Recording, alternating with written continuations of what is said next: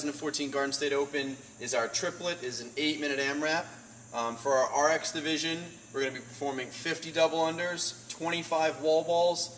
Men's weight for the RX will be 20 pounds, women will be 14 pounds. I suggest everyone trains to 10 feet. We will see what happens on the day of the competition. And then we've got 15 toes to bar. So of this triplet, as many rounds as possible in 8 minutes. For our scale division, we'll be changing out double unders and performing 100 single unders with the jump rope. Again, 25 wall balls, except the weights now for scaled men will be 14 pounds and 10 pounds for women. And then 15 Abmat Sit Ups. So no toes to bar for the scale division. We'll be performing Abmat Sit Ups.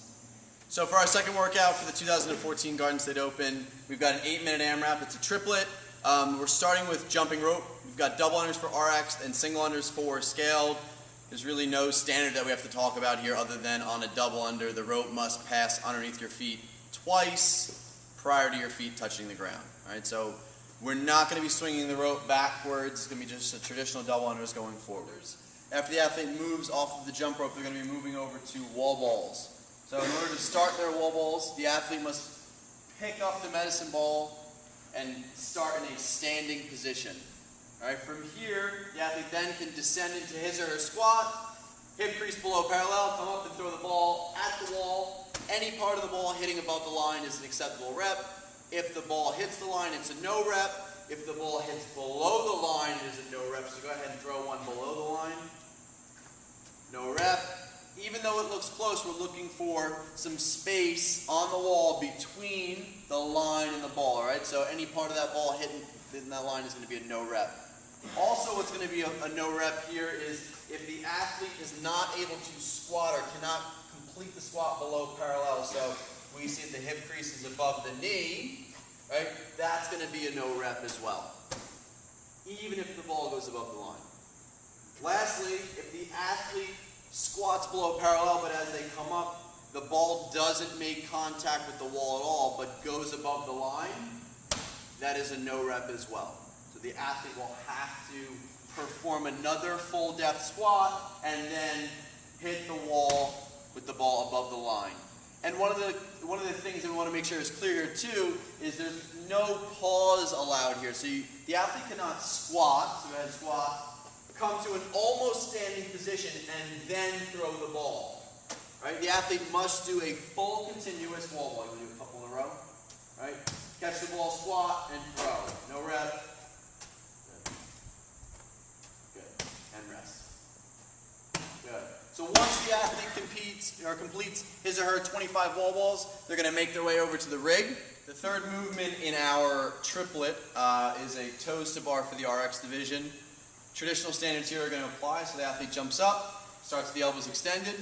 First, the athlete's feet must break the plane of the rig, so the heels must come behind the upright. From there, the athlete then can go into a strict or kipping toes to bar.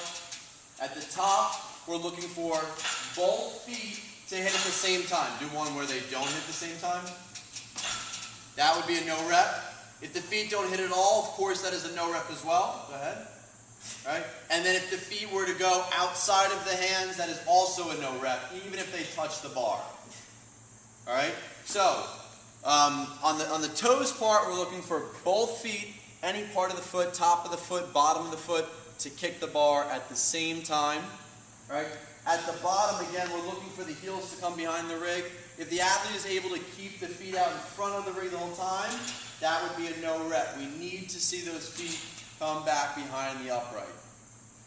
In terms of anything happening at the elbow, the athlete needs to start the rep with an extended elbow. If the elbow bends during the rep, that's fine, but the athlete cannot continue on to the next rep until we see extension of the elbow. The athlete is able to do a prone grip or a supinated grip on the toes to bar. Either one would be acceptable. For our scale division, we're not going to be doing toes to bar. We're going to be doing Abmat Sit Ups. Let's come over to the Abmat. Standard here, athlete's feet will be, bottoms of the feet will be touching, knees butterflied out. The athlete will descend, touching both backs of the hands to the ground. Anywhere above the head is fine. As the athlete comes up and sits up, we're looking for both hands to touch the ground in front of their toes. Okay, so again, do a couple good reps. Good. Now what would be a bad rep, right? If the athlete is unable to touch the ground behind their head, so they just come down and they're not quite getting the hands all the way, no rep. Also, if the athlete somehow thinks that their toes are in the back of their feet and starts touching their heels, that will be a no rep as well. All right, so they need to get their hands out in front of their toes and touch the ground. Good, thank you.